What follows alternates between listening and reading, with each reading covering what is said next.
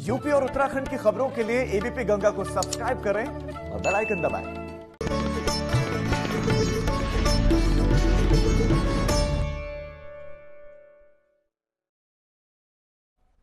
नमस्कार, स्वागत है आप सभी का। आप देख रहे हैं उत्तराखंड प्राइम, आपके साथ मैं हूं राजीव ढोंडियाल। शुरुआत करते हैं बुलेटिन की। आज रिटायर हो रहे हैं अनिल रतूड़ी। डीजीपी अनिल रतूड़ी आज हो रहे हैं रिटायर और उनकी जगह जिम्मेदारी संभालेंगे अब अशोक कुमार। डीजीपी पद से रिटायर हो रहे हैं अनिल रतूड़ी। पुलिस लाइन में राज्य के 10वें डीजीपी अनिल कुमार रतूड़ी आज उनकी विदाई हो रही है और उनकी जगह अशोक कुमार 11वें डीजीपी के तौर पर शपथ लेंगे। वो जिम्मेदारी संभालेंगे 5 बजे चार्ज संभालेंगे। अशोक कुमार की बात करें तो 1989 बैच के आईपीएस ऑफिसर हैं और इस वक्त वो प्रदेश में ही डीजी लॉ एंड ऑर्डर की जिम्मेदारी संभाल रहे हैं और अब उनको एक बहुत बड़ी जिम्मेदारी दी गई। डीजीपी की जिम्मेदारी संभालेंगे अशोक कुमार। लंबा अनुभव उनके पास है, कई दशकों का अनुभव उनके पास है, 3 दशकों का करीब यह अनुभव। और अब उनकी प्राथमिकताएं होंगी कि प्रदेश में खासतौर पर जो बॉर्डर से सटे हुए जिले हैं वहां पर क्राइम पर अंकुश लगाया जाए, कंट्रोल किया जाए।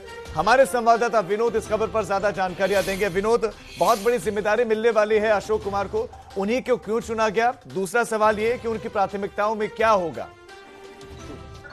राजीव, देखिए, आज शाम 5:30 बजे जो अशोक कुमार है नवनियुक्त डीजीपी जो उनका चार्ज लेंगे आज वो। और एक बड़ी जिम्मेदारी जरूर हम कहेंगे क्योंकि लगातार 3 दशकों से वो इस पुलिस विभाग में सेवा दे रहे हैं और आज एक बड़ी जिम्मेदारी राज्य में उनको डीजीपी के रूप में देने जा रही है। और उनकी प्राथमिकता, हमने पूर्व में भी उनसे बात की थी तो उन्होंने साफ तौर पर कहा था कि उत्तराखंड पुलिस ऐसी पुलिस हो जिसके लिए लोगों के दिलो दिमाग में ये रहे कि मित्र पुलिस का दर्जा हो और ऐसे में तमाम जो पुलिसकर्मी हैं उनके लिए वेलफेयर के काम हो। तो ऐसे कई ऐसी उन्होंने बड़ी जिम्मेदारी गिनाई थी कि वो आगे चलकर वो इन क्षेत्रों में काम करेंगे। लेकिन ठीक आज जो वर्तमान में डीजीपी है यानी आज रिटायर हो रहे हैं अनिल रतूड़ी और उसके बाद में आज ठीक नया चार्ज अब अशोक कुमार को दिया जाएगा। आज 5:30 बजे वो पुलिस मुख्यालय पहुंचकर चार्ज लेंगे डीजीपी के रूप में। और ये जरूर माना जाए कि प्रदेश में एक बड़ी जिम्मेदारी है और लगातार जिस तरीके से कार्य रहते हैं, पदोन्नत की बात हो या कर्मचारियों के वेलफेयर हो, इससे लेकर तमाम बदमाशों में पुलिस का खौफ हो, तो बड़ी ऐसी जिम्मेदारी उन्होंने गिनाई है कि उनका दूसरा रूप यहाँ देखने को मिलेगा और वेलफेयर को लेकर या फिर बिल्कुल एक्सपेक्टेशन बहुत सारी हैं। विनोद, आपका इस तमाम जानकारी के लिए शुक्रिया। अगर हम अनिल रतूड़ी की बात करें तो उनका कार्यकाल भी रहा, उपलब्धियां जो उन्होंने रखी उसमें ई चालान व्यवस्था को शुरू करवाना, ऑपरेशन स्माइल है, हिल पेट्रोल यूनिट शुरू की गई, 6000 से ज्यादा पुलिसकर्मियों को प्रशिक्षण दिलाया गया। 2018 में माउंट एवरेस्ट पर पुलिस टीम ने चढ़ाई की थी, उन्हीं के प्रमुख रहते हुए। Commonwealth human rights initiative India justice report में उत्तराखंड पुलिस मानव संसाधनों के उपभोग में दूसरे स्थान पर रही थी। 15,000 थानों में प्रदेश के 3 थाने टॉप 10 में शामिल हुए थे पिछले साल का। तो अनिल रतूड़ी के कार्यकाल में बहुत सारी उपलब्धियां रही हैं, उन उपलब्धियों को उन्होंने बताया भी। जो ऑपरेशन स्माइल से लेकर हिल पेट्रोल यूनिट से लेकर ई चालान व्यवस्था से लेकर पुलिसकर्मियों को प्रशिक्षण से लेकर पुलिस के भीतर पुलिस वालों का बेहतरीन काम करना, ये सारी चीजें रही। अब अशोक कुमार के पास ये जिम्मेदारी है कि अब उसको और आगे बढ़ाएंगे और एक विजन के साथ उत्तराखंड के पुलिसिंग को और सुधारेंगे। मित्र पुलिस कही जाती है, सही मायनों में मित्र पुलिस बनाएगी। खबरों में अब बढ़ रहे हैं आगे। नैनीताल के बाजार में आग लगने से हड़कंप मच गया। बड़ा बाजार इलाके में देर रात एक घर में अचानक आग लगे और आग लगने की वजह से एक बुजुर्ग की मौत हो गई, जबकि 3 लोग इसमें झुलसे भी हैं। मौके पर फायर ब्रिगेड की टीम पहुंची और फायर ब्रिगेड की टीम ने कड़ी मशक्कत के बाद आग पर काबू पाया। कैसे आग लगी यह अभी तक स्पष्ट नहीं है। नुकसान कितना हुआ इसका आकलन नहीं हुआ, लेकिन जनहानि बड़ी हुई है। एक शख्स की मौत हो गई है, बुजुर्ग बताए जा रहे हैं, दिव्यांग बताए जा रहे हैं, उनकी मौत हो गई आग में झुलसने की वजह से। 3 लोग और घर के झुलसे हैं जिनका उपचार किया जा रहा है। नैनीताल में यह आग लगी। हमने भी कल रात यहाँ पर देखा कि हम बाहर आए, हल्ला गुल्ला हो रहा था कि आग लगी आग लगी। हम बाहर आए तो हमें बहुत आग लगी थी। साइड में आप देख रहे होंगे बहुत आग लगी थी और एक फायर ब्रिगेड की छोटी गाड़ी आई थी, लेकिन उस समय तक उसमें आग में काबू नहीं हुआ। उसके बाद एक गाड़ी और आई फायर ब्रिगेड की, जिससे उसमें आग काबू किया गया, आग बुझाई गई। लेकिन अंदर एक डेथ हो चुकी थी, वो एक्चुअली चल नहीं पाते थे, विकलांग थे, एक्सीडेंट हुआ था उनका, तो वो वहीं सुलझ गए थे, अंदर ही उनकी डेथ हो गई थी। हरिद्वार में कार्तिक पूर्णिमा का स्नान स्थगित हुआ है कोरोना की वजह से और प्रशासन ने स्नान की इजाजत नहीं दी। स्नान की इजाजत नहीं मिली तो श्रद्धालुओं में मायूसी है, क्योंकि ये बड़ा दिन है और ऐसे वक्त में स्नान का एक अलग महत्व है। दूर दूर से लोग स्नान के लिए गंगा के घाटों पर, खासतौर पर हर की पैड़ी पर आते थे, लेकिन इस बार स्नान की इजाजत नहीं मिली। इसकी वजह से जो श्रद्धालु पहुंचे भी उनको मायूसी हाथ लगी।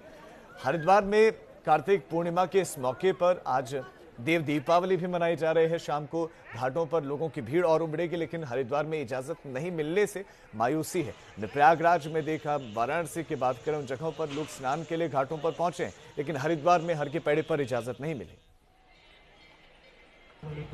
देखिए, क्योंकि कोरोना के बढ़ते हुए केसेस को देखते हुए हरिद्वार प्रशासन द्वारा इसे स्थगित किया गया था कार्तिक पूर्णिमा के स्नान से, क्योंकि यही हमारा वो था कि इसमें बहुत ज़्यादा भीड़ हो सकती है, तो कहीं ना कहीं कोरोना के केसेस को बढ़ेंगे। उसी के मद्देनज़र एसएसपी महोदय द्वारा इसमें सीमाओं को भी इसमें फोर्स लगाई गई है, जो हरिद्वार की सीमाएं हैं, और यहाँ तक कि हर की पैड़ी में और अन्य घाटों पर भी फोर्स को डिप्लॉय किया गया है। और बस एक इसमें यह है कि जो अस्थियां विसर्जित करने आ रहे हैं और कर्मकांडों के लिए आ रहे हैं, उनको इसमें छूट दी गई है। और रोहित शिकोला हमारे संवाददाता इस खबर पर ज्यादा जानकारी के साथ जुड़ गए हैं। रोहित, क्या प्रशासन ने इसकी सूचना लोगों को पहले ही दे दी थी कि घाटों पर स्नान नहीं होगा? क्योंकि हरिद्वार में हर के पैड़ी पर सिर्फ उत्तराखंड से नहीं, देश के अलग अलग हिस्सों से लोग जाते हैं। दूसरा, आपने लोगों से बात करने की कोशिश की हो, लोगों ने क्या कुछ कहा प्रशासन के इस निर्णय पर? मैं बताना चाहूंगा कि पिछले कई दिन पहले ही जिला अधिकारी हरिद्वार ने आदेश जारी किया है कि 30 नवंबर का जो स्नान है कार्तिक पूर्णिमा, उसको स्थायी कर दिया गया। वो कोई बाहर का आदमी उसमें नहीं नहाएगा और बॉर्डर को सीज किया जाएगा। उसको लेकर पुलिस प्रशासन ने कल से ही रास्ते बंद कर दिए गए थे और जो बाहर से आने वाली गाड़ियां उनको रोक दिया गया है बॉर्डर पे। केवल हरिद्वार जनपद के अंदर, शहर के अंदर केवल वही गाड़ियां नहीं जो एसटीआर लेके आ रही है, जो चिकित्सक से संबंधित है। और स्थानीय लोगों को भी हर की पौड़ी पे नहीं जाने दिया जाए, जिसको लेकर हरिद्वार के व्यापारी और संत समाज में बहुत आक्रोश है। उनका कहना है कि ऐसा नहीं होना चाहिए था, कोई नियम बनाना नहीं चाहिए, धीरे धीरे निकाल सकते थे। जी रोहित, आपका इस तमाम जानकारी के लिए बहुत शुक्रिया। तो लेकिन हरिद्वार में हर की पैड़ी पर और कार्तिक पूर्णिमा के मौके पर इतनी भीड़ आती है कि हो सकता है कि प्रशासन के लिए बड़ा मुश्किल हो जाता कंट्रोल करना। इसीलिए प्रशासन ने निर्णय लिया कि इससे पहले कि भीड़ इतनी बड़ी संख्या में आए, हजारों की तादाद में आए, ये निर्णय लिया गया कि बॉर्डर सील रखे जाएंगे। कार्तिक पूर्णिमा की पर्व संध्या पर हर की पैड़ी में ब्रह्मकुंड और तमाम गंगा घाटों के साथ ही साधु संतों ने भी देव दीपावली के मौके पर कई हजार दीप जलाकर देव दीपावली का पर्व बड़े ही हर्षोल्लास के साथ मनाया। कार्तिक पूर्णिमा के दिन देवता स्वर्ग में दीपावली मनाते हैं और इस दिन भी काफी महत्व आज के दिन का बताया जाता है। कार्तिक पूर्णिमा के ही दिन बलि राजा से भगवान विष्णु को मुक्ति मिली थी और वो स्वर्ग में पधारे थे, तब स्वर्ग में दीपावली जैसा माहौल बन गया था और इसीलिए इसे देव दीपावली कहा जाता है।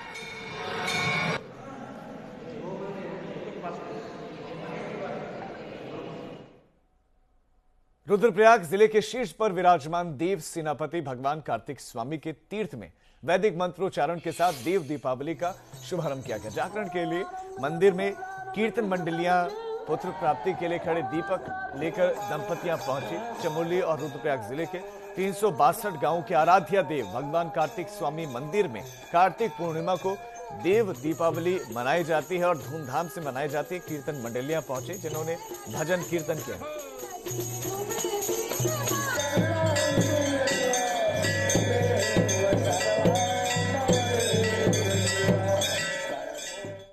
उत्तराखंड में कोरोना के बढ़ते आंकड़ों को लेकर हाईकोर्ट ने एक बार फिर से मामले पर स्वतः संज्ञान लिया। हाईकोर्ट ने जिला स्तर पर स्वास्थ्य विभाग और पुलिस, जिला प्रशासन, बार एसोसिएशन की कमेटीज का गठन किया। कमेटी ने शहर में संयुक्त जागरूकता अभियान चलाया। इस दौरान दुकानदारों को सोशल डिस्टेंसिंग का पालन करने के साथ बाजार में बगैर मास्क न आने की हिदायत दी। अपर जिलाधिकारी का कहना है कि हाईकोर्ट के निर्देश पर कमेटी बनाई गई है। सभी संस्थाओं को, हॉस्पिटल को, पुलिस को साथ लेकर के एक जागरूकता अभियान इसका जो है चलाया जाए, जिसको हम आज बाजारों में कर रहे हैं। इस जागरूकता अभियान के बाद भी यदि कोई मास्क नहीं पहना हुआ मिलेगा तो उसका फिर नियमानुसार चालान, उसके विरुद्ध वैधानिक जो भी कार्रवाई है वो करी जाए। तराई पूर्वी वन प्रभाग के नवनियुक्त डीएफओ संदीप कुमार ने चार्ज लेने के बाद सीमांत वन रेंज, खटीमा, किलपुरा और सुरई का दौरा किया। डीएफओ ने अवैध खनन पर लगाम लगाने के लिए सख्त कदम उठाने के निर्देश दिए हैं। साथ ही ये भी चेतावनी दी है कि अगर कोई अवैध खनन में शामिल पाया गया तो उसके खिलाफ सख्त कार्रवाई की जाएगी। तराई पूर्वी वन विभाग में जहां एक तरफ गौला नदी आती है, जहां पर सरकार को खनन से बड़ा राजस्व मिलता है, वहीं खटीमा, सितारगंज और नानकमत्ता में स्थित वन रेंजेस में बहने वाली नदियों में आधिकारिक रूप से खनन न होने के कारण अवैध खनन की घटनाएं सामने आती हैं। हमारी रेंज स्तर पे जैसे मैंने पहले ही बोला कि गश्त वगैरह की जा रही है और हमारे बहुत सारे ऐसे प्रकरण हैं जो अभी हमने हाल ही में जो है अवैध खनन के जो है चाहे ट्रॉली हो चाहे ट्रक्स हो तो काफी ज्यादा पकड़े हैं। अगर कर्मचारी जो है वो संलिप्त पाए जाते हैं और अगर वो प्रूव होते हैं तो उनके खिलाफ जो है जो भी कर्मचारी आचरण नियमावली में जो अनुशासनिक कार्रवाई है वो अमल में लाई जाएगी। बड़कोट में यमुनोत्री हाईवे पर मरवा गिला है। गाठी पट्टी के पास में रोड बंद है और इसकी वजह से संपर्क मार्ग भी बंद हो गए हैं। ऑल वेदर रोड के निर्माण कार्य के चलते ये मार्ग बाधित हुआ। दरअसल ऑल वेदर रोड के तहत पहाड़ों को काटा जा रहा है, चौड़ा किया जा रहा है और पहाड़ों को जब काटा जा रहा है तो पहाड़ियां ऊपर से टूट टूट कर गिर रहे हैं। मार्ग बार बार बाधित हो रहे हैं और एक बार फिर से नेशनल हाईवे 94 बाधित हुआ है गाठी पट्टी के पास में। नितिन हमारे संवाददाता खबर पर अपडेट्स देंगे। नितिन, क्या मार्ग खुल पाया है? देखिए राजीव, जिस तरीके से सुबह NH 94 ये पालीगाड़ी के पास मार्ग बाधित हो गया था और उसके बाद से जो ऑल वेदर की जो टीम है और जो NH विभाग की जो 2 JCB मशीन है उसके द्वारा मार्ग को लगातार साफ किया जा रहा था और इसमें हल्के वाहनों को थोड़ी देर के लिए तो खोल दिया गया, लेकिन उसके बाद फिर पहाड़ी से जो मलबा है वो आने का जो सिलसिला लगातार जारी रहा। फिलहाल की अगर हम बात करें तो केवल हल्के वाहन वहां से निकाले जा रहे हैं, जबकि जो और मलबा सड़क पर पड़ा हुआ है उसको साफ किया जा रहा है। राजीव जी, नितिन आपका इस तमाम जानकारी के लिए शुक्रिया। तो बीच में हल्के वाहनों को जाने की इजाजत तो मिली थी, लेकिन उसके बाद फिर से मलबा गिरा है। तो ये बेतरतीब जब पहाड़ों को काटा जाता है, पहाड़ों में जो सड़कें हैं वो पहाड़ों के अनुकूल होनी चाहिए थी, लेकिन हर जगह चौड़ीकरण करना कहीं ना कहीं अब नुकसानदायक साबित हो रहा है। अल्मोड़ा में एक मैक्स गाड़ी खाई में गिरी है। हादसे में 2 लोगों की मौत हो गई जबकि 8 लोग घायल बताए जा रहे हैं। अल्मोड़ा से ये बड़ी खबर, एक गाड़ी खाई में गिरी है, मैक्स गाड़ी बताई जा रही है। लोग बैठे हुए थे, 2 लोगों की मौत हो गई है। इस वक्त ये सूचना मिल रही है 8 लोग घायल भी हैं। मैक्स गाड़ी का ड्राइवर मौके से फरार हो गया है। मैक्स गाड़ी थी जो गिरी है और कसार देवी के पास में यह हादसा हुआ है, यानी कि अल्मोड़ा से थोड़ा सा ऊपर जाकर कसार देवी पड़ता है, वहीं पर यह हादसा हुआ है।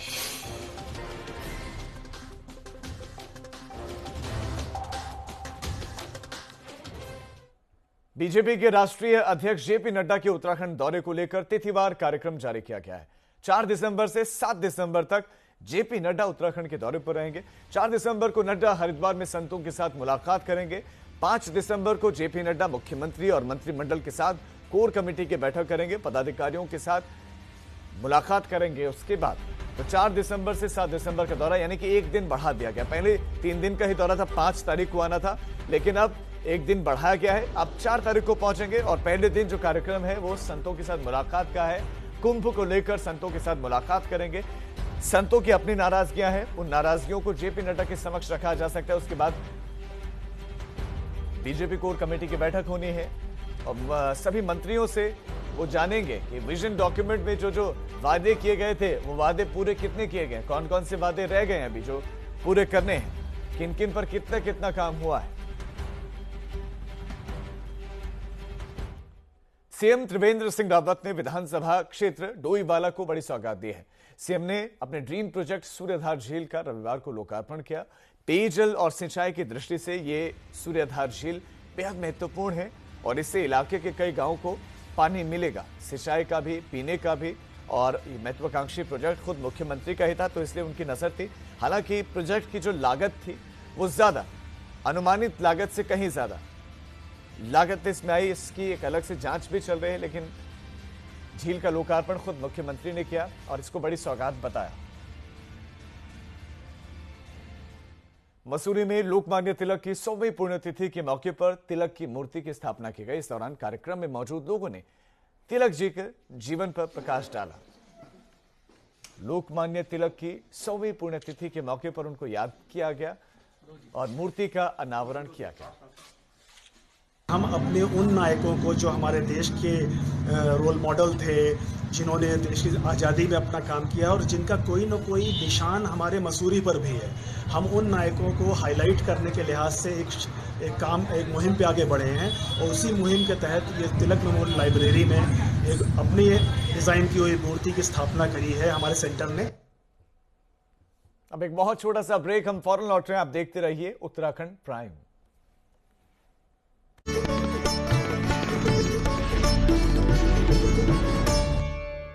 ब्रेक के बाद स्वागत है आप सभी का। बड़ी खबर, राज्यसभा सांसद नरेश बंसल ने शपथ ली है। दिल्ली में उपराष्ट्रपति ने उनको शपथ दिलाई। उपराष्ट्रपति ने शपथ दिलाई है। बीजेपी की तरफ से राज्यसभा सांसद हैं नरेश बंसल। तो उत्तराखंड में जो एक सीट खाली हुई थी उस पर बीजेपी ने नरेश बंसल को चुना और बीजेपी की तरफ से राज्यसभा पहुंचे हैं और उन्होंने शपथ ले ली है। शपथ ले ली है। उपराष्ट्रपति वेंकैया नायडू ने उन्हें शपथ दिलाई है। राज्यसभा सांसद नरेश बंसल ने शपथ ले ली है दिल्ली में। ये बड़ी खबर आपको दे दें, नवनिर्वाचित राज्यसभा सदस्यों ने शपथ ली है। 11 उसमें से एक उत्तराखंड से भी थे और नरेश बंसल ने भी शपथ ले ली है।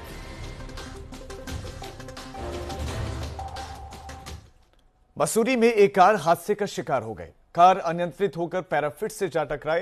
पैराफिट से टकराने से पहले इस कार ने एक स्कूटी को टक्कर भी मारी। हादसे में एक शख्स घायल बताया जा रहा है, जबकि 3 लोग कुल इस कार में सवार थे। घायल शख्स को अस्पताल पहुंचाया गया।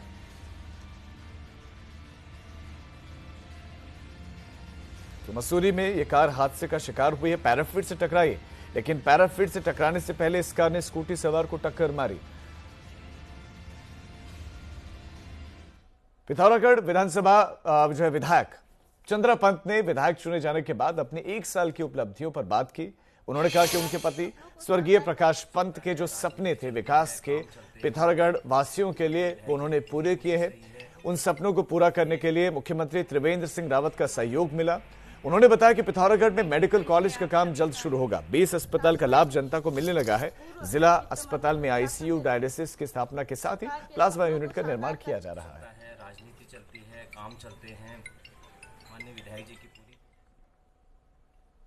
ऊधम सिंह नगर में हुए करोड़ों के छात्रवृत्ति घोटाले में एसआईटी की जांच तेजी से बढ़ रही है। अब देहरादून मुख्यालय से ऊधम सिंह नगर के 8 कॉलेजेस के खिलाफ एफआईआर दर्ज करने के आदेश जारी किए गए, जिसके बाद एसएसपी ने संबंधित थानों में मुकदमा दर्ज करवा दिया है।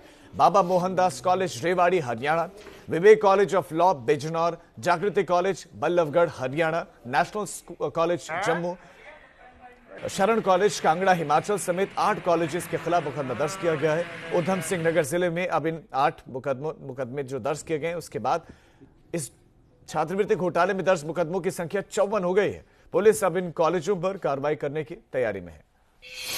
ये हमने यहाँ से जांच किया। जांच करने के बाद जो है हमने पीएसक्यू भेजा था। वहाँ से उसका पूरा उसको परीक्षण के उपरांत हमारे पास 8 एफआईआर दर्ज करने के लिए आ गई हैं वापस।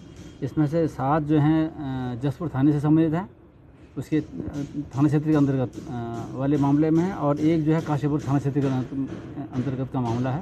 इस प्रकार से 8 अभियोग पंजीकृत कर लिए गए हैं। खटीमा की सुरई वन रेंज में रह रहे वन गुर्जरों के द्वारा वन विभाग की 6 एकड़ भूमि पर भूमि जोते जाने की खबर से ही वन विभाग में हड़कंप मचा हुआ है।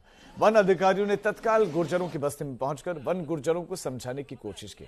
वन अधिकारियों ने इस पूरे मामले में नियम अनुसार कार्रवाई करने की बात कही है। दरअसल सुरई वन रेंज के खकरा कक्ष संख्या नंबर 6 में 6 एकड़ आरक्षित वन भूमि को गुर्जरों ने खेती और जानवरों के चारे के लिए जोता।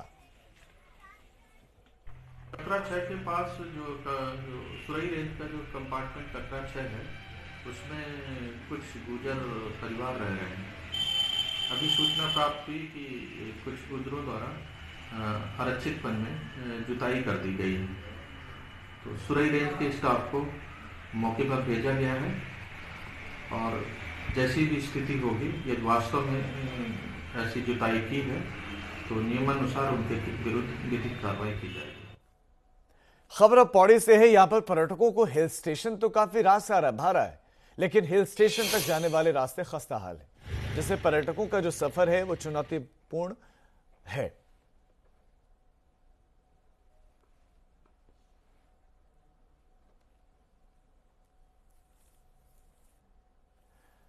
तो पौड़ी में पर्यटक पहुंचे और पर्यटकों के लिए काफी यहां पर विकास किया जा रहा है, लेकिन जो सड़कें हैं वो खस्ता हाल है। मैं यही खिरसू में होम स्टे मेरे को हुआ था। पिंकी जी जो भाभी जी हैं उनके घर पे, मुकेश भाई हैं, उनके घर पे हम रुके हुए थे। हम 3 दोस्त आए थे जनवरी के महीने में। तो खिरसू हमें बहुत अच्छा लगा था। हम यहाँ की सारी चोटियाँ भी घूमे, मंदिरों में घूमे हैं। यहाँ का खाना मुझे बहुत अच्छा लगता है। हम जब यहाँ आते हैं तो पहाड़ी खाना ही खाते हैं। और बासा का जब उद्घाटन हुआ था तो हमने तभी सोचा था कि बासा जरूर आना है। ये कॉन्सेप्ट ही अलग था। एक होम स्टे का जो कॉन्सेप्ट है ना बहुत अच्छा है, होटल से तो कई गुना अच्छा है। राहु मंदिर के जो गांव है हमारा पैठानी, उस गांव में रोड भी पहुंच गई। अभी तक लोग पैदल जाते थे, अब रोड से वहां जाएंगे मंदिर के दर्शन करने के लिए। और एक बाईपास भी रोड दे रहे हम। और होम स्टे के लिए वहां के लगभग 22 लोगों ने अप्लाई कर रखा है। जो लोग अप्लाई करेंगे हम उनको होम स्टे भी देंगे, पर्यटन से भी जोड़ेंगे। और धीरे धीरे मुझे लगता है कि जैसे कोविड खत्म होता है उसके बाद हमारे यहाँ पर्याप्त संभावनाएं पर्यटन की हो जाएंगी। तो उत्तराखंड प्राइम में फिलहाल इतना ही, लेकिन उत्तर प्रदेश और उत्तराखंड की तमाम खबरों के लिए आप देखते रहिए एबीपी गंगा, खबर आपकी जुबान।